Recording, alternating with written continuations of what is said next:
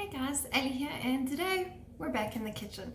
So recently we've been harvesting a lot of things out of the garden, and I just thought maybe we should take a look at how we can use these things. So I have quite a few jalapenos that we picked together from out of our garden that we grew both in containers and in the ground. And today I'm going to be pickling them. So I thought I would take you along on the journey. So let's get started. So as you already know, we've been harvesting some jalapenos out of the garden, some out of the container garden and some of them out of the kitchen garden. And today I've decided I'm going to deal with them. So we will be preserving this batch of jalapenos if they all fit within these two jars. However, if some of them don't fit in, we will keep them for fresh eating. Since I am using a vinegar brine for these jalapenos, I'm not too concerned about any sort of bacteria. We are going to pack them and we're going to make sure that the jalapenos are sufficiently covered, and for the most part they should be fine. For our jalapenos today, I am just cutting off the ends. Any of these bits will be fed to the chickens. They don't mind chili. It doesn't actually burn their mouths the way we expect it to. They can tolerate the flavor. So I'm just cutting our jalapenos into slices, and then I'm just going to put them in this bowl over here before we pack them into our jars a little bit later.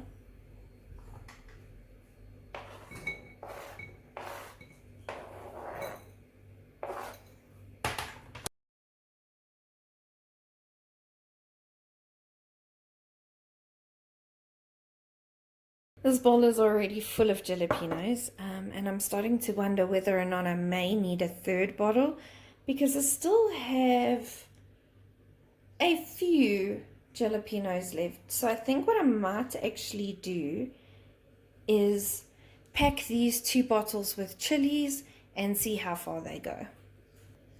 Honestly, you should probably be doing this wearing gloves. I'm not too worried about it. I'll wash my hands carefully after and hope for the best, like I do with most things.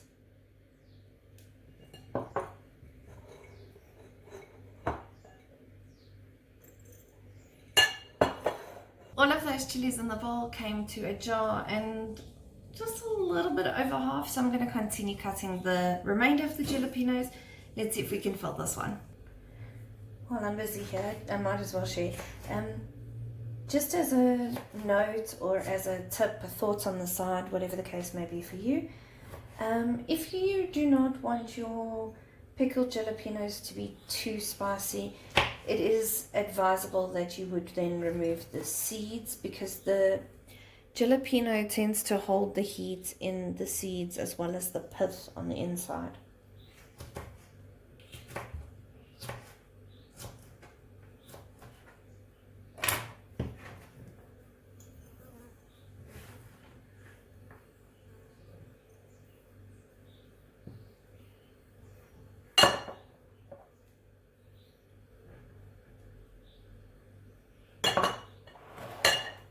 Right, so I'm content with that, and I have these remaining 4 chilies to use for fresh eating.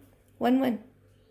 After all our chopping, we've ended up with these 2 beautiful jars of jalapenos, and now we just have to make the pickling liquid or the brining solution.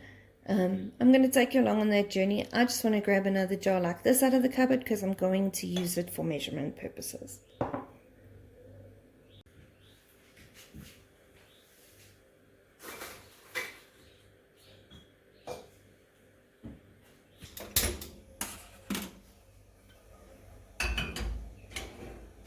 I'm going to use this jar to do my measurements because I already know that I've got 2 jars this size that already have the jalapenos. So I'm going to do 1 full jar of water,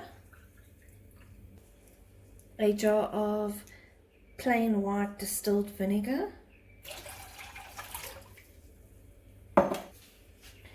a teaspoon of pickling spice. This pickling spice has got bay leaves, mustard seeds, pepper, fennel,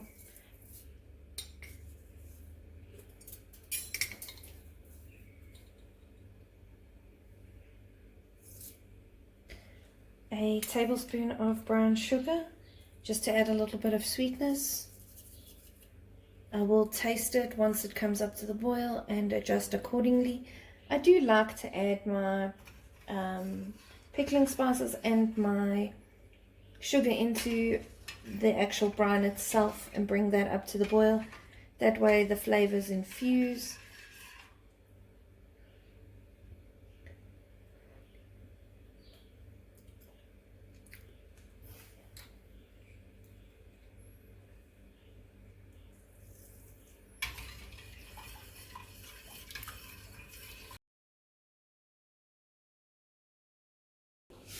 Okay guys, so what I've done so far is I've put these 2 jars of jalapenos on the wooden board so that they're not directly on my counter and they can stand over here and cool in their own time once I've added the brining liquid.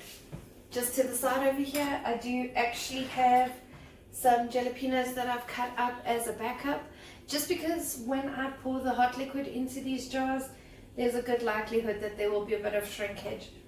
It's expected, I'm not too worried about that, but I do have a few to backfill should it be too dramatic. Now all I have to do is go and grab that brining liquid that it's come to boil and pour it in these jars. Right, so over here we have our brining liquid that is now boiling. I'm going to take it off of the heat. Come across over here to our jars and just pour this brining liquid over the top.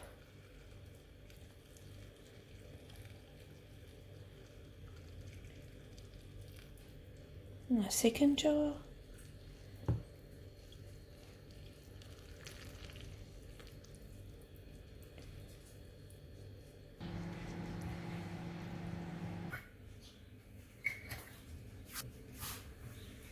Now I'm just going to flip these upside down and leave them on the counter to cool.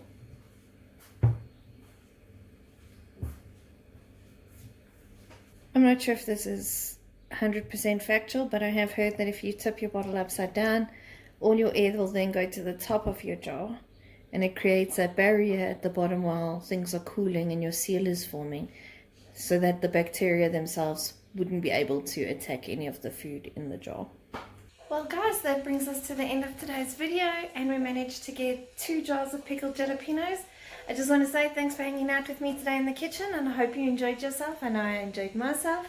Please like and subscribe and consider coming back and joining us for more adventures in the garden and in the kitchen.